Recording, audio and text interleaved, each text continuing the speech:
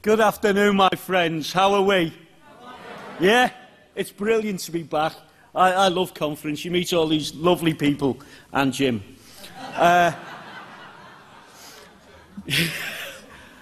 know you're going to be expecting a sermon today from the Reverend Finch about our fishing policy, but I've decided, as this is such a crucial time for our party and indeed our nation, that I'm going to speak to you about the future. The future of UKIP, and by extension the future of our nation. Whatever the likes of the Conservative Party and the media say, it was UKIP who brought us the referendum, and without UKIP and all of you, it would never have been won.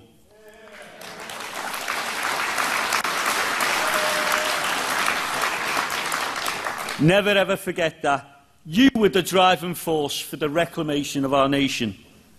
So, the question is, what now? Our political opponents, both in other parties and in the media, would love nothing better than to see us exit stage right. And there is no greater reason for us to carry on than their wish to see us finished.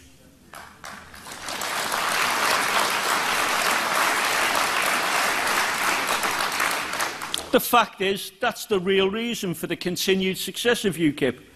And it is a continued success, because I was out campaigning with our team in Maidstone a couple of weeks ago, and we retained a council seat with an increased share.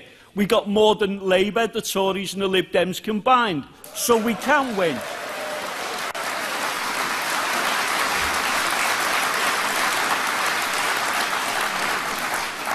And the truth of the matter is that the old, disgraced parties are no longer in touch with the people. We are still the People's Party, and the people need us to represent them in the way that the legacy parties no longer do. So, I want to talk to you about how I see our future. And luckily, our new leader said she wants to hear policies from everyone. Well, just as well, because I've got a load of them here. It's about promoting policies for the entire nation, not just the client classes on which the Labour and Tory parties now subsist. We're not a Blairite party or a Cameronite party of focus groups trying to wheedle just enough groups to target marginal constituencies by appealing to small segments of voters, if we use the right combination of weasel words in press releases and on the Today programme.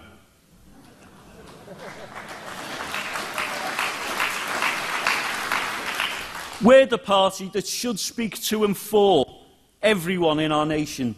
We are the real One Nation party, and we want a vision and a future for all of our citizens, not just the lucky few.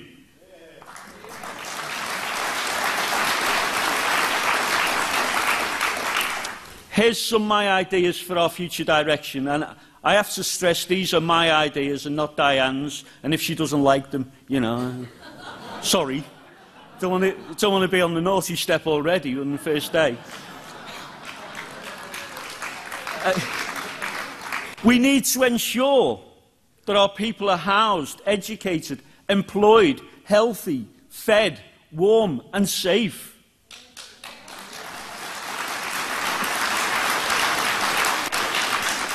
None of which our present parties wish to do.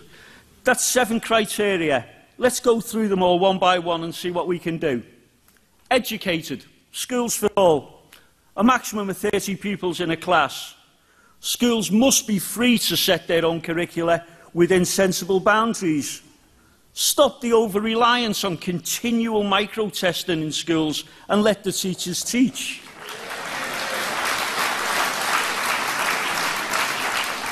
Also, we must stop the catchment area scenario, where those who can afford to buy properties in a locality of decent schools get their children a better education.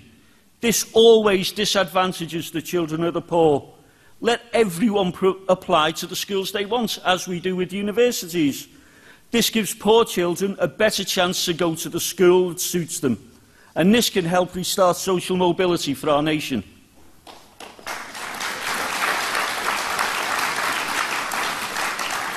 Housing. The cost of housing is utterly staggering. The reasons for this include the loss of council housing and council house sales without like-for-like replacements, the restrictions on planning and the huge growth in population due primarily to migration. So, let's build more council housing. It's generally of better quality.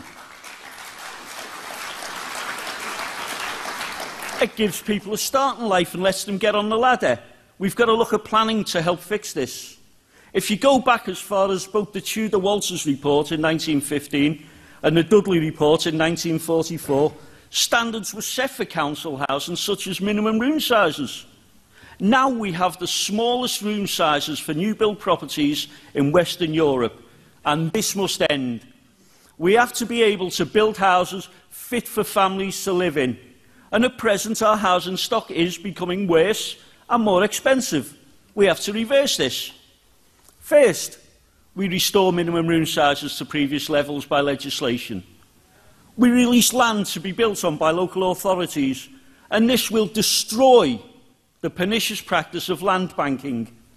Councils building new quality homes for UK nationals to live in, with priority given to local people and to ex-military, will start...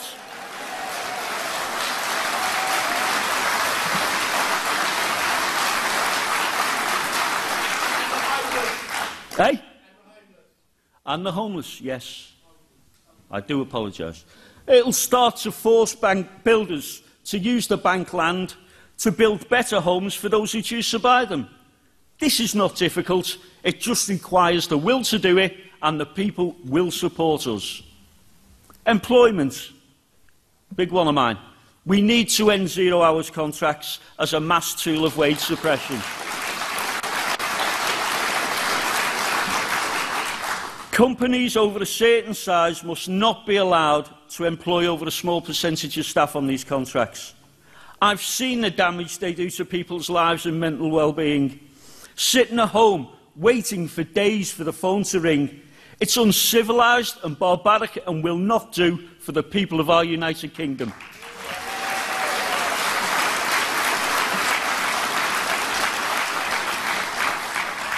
This doesn't mean that we're going to be a party just for bashing the bosses. We must be a party that encourages employment, but not fake employment. Real jobs must be the outcome. One of the biggest barriers we have to job creation is the employer's national insurance contribution. It's no more and no less than a tax on jobs. Why should an employer pay the government to take someone off the dole? That must end too.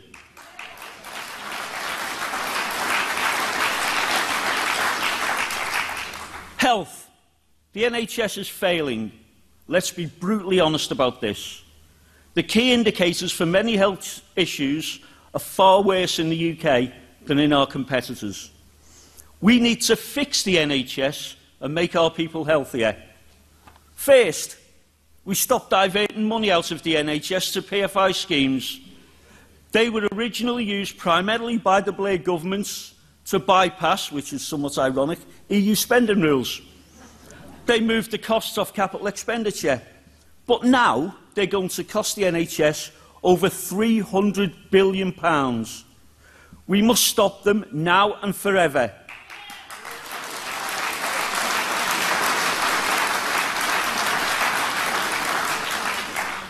If we need to fund new hospitals, and we will, interest rates on government loans are at a historic low. Let the NHS sell the loans guaranteed by the UK government to fund new hospitals. That's a cheaper and a better way to fund our NHS. And next, we're told we need inward migration to run the NHS. It's a barefaced lie.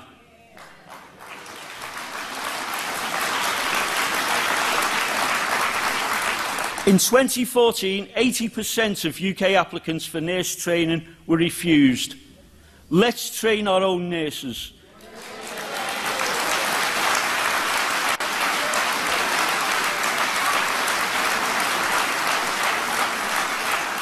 Get our young and talented people off the dole and doing the most worthwhile career there is. The left are telling us women who leave to have children are unjustly penalised in the workplace. Now, this is actually true for nurses. They cannot get back because they are too expensive to employ, because they are more qualified. Instead, we steal cheap nurses from abroad in places that cannot afford to lose them, and this must end too.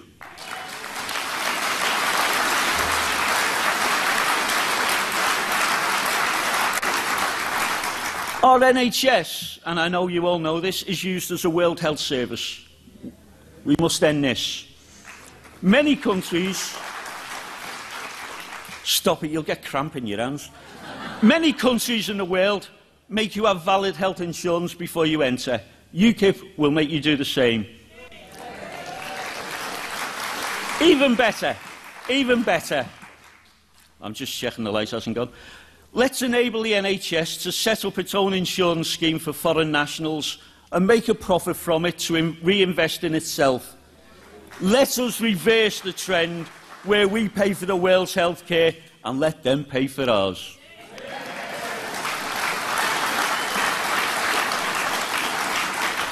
Jim talked about food just before with trade, not aid, with Africa. Let's give them free trade agreements so they can sell us their both processed and raw foods. Help them to help us.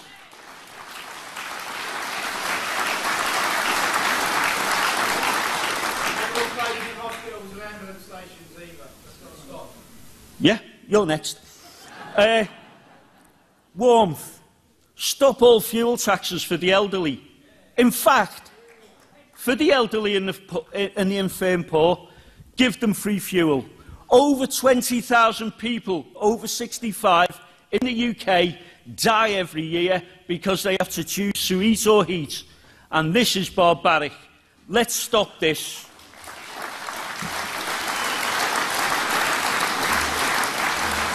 Anyone who says, where can we find the money for this, needs to take a look at themselves. Our pensioners have worked hard all their lives contributing to our society. Would a civilised society let them freeze to death once they're too old to contribute? No, it would not. We owe a debt, and let us pay it.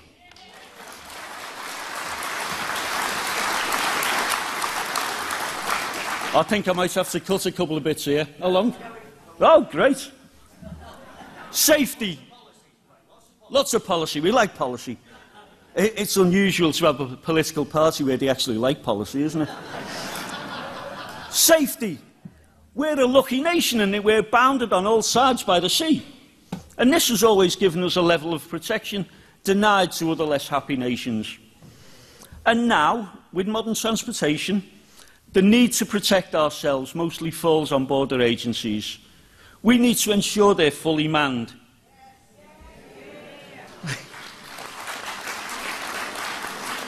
We should also offer any member of our armed forces at their end of their period of service a guaranteed job, either there or the police or the prison service.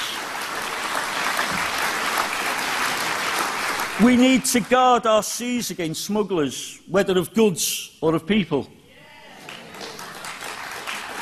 And therefore, a full coastal guard service needs to be in operation.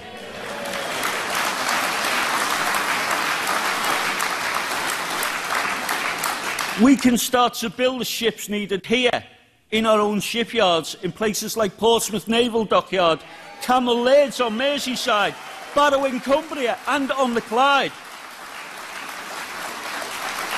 There will need to be a lot of coastal patrol vessels to not just guard against smugglers, but also patrol our restored fisheries. And these must be built here. No longer will we have naval vessels built overseas in Korea and other places. We believe in Britain. Let's rebuild Britain by building in Britain. That was good, though, wasn't it?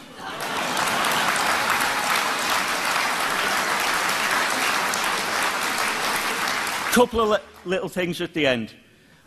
I also want to mention the scourge of so-called payday lenders. They target the poorest and most vulnerable in our society, and we must, as a party, look at ways of restraining their damaging ways. They cause untold misery, and it must stop.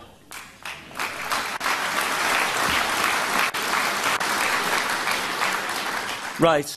before I finish, and no, I'm not going for leadership of the Labour Party, if anyone thought so, I wish to tell the Conservative government and the Department for Brexit that our fishing waters, you knew I'd come back to it, must be non-negotiable. We want our fisheries back, and if they try to abandon our fishermen like he did, then the Brexit Thames protest will look like a quiet day on the Bolton Lake compared to what we will unleash on them.